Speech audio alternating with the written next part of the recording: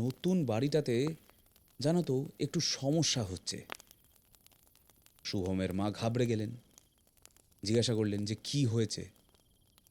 তখন আন্টিজি কয়েকটা অদ্ভুত কথা বললেন।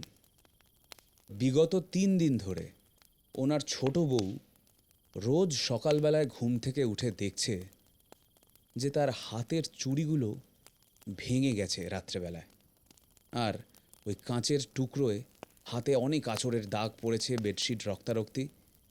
ওরা নন বেঙ্গলি ছিল, তাই ওরা কাঁচের চুড়ি পরতো। শুভমের মা শুনে ভারী আশ্চর্য হলো, কিন্তু ভাবলো যে এটা তো নর্মালি হতেই পারে, ন্যাচারালি হতেই পারে। হয়তো একভাবে শোয়ে বা নতুন জায়গায় অ্যাডজাস্ট করতে গিয়ে হাতে হয়তো কোনোভাবে চাপ পড়ছে, তাই চুড়িগুলো ভেঙে যাচ্ছে আর ভাঙা কাঁচে হাত টাত কেটে যাচ্ছে।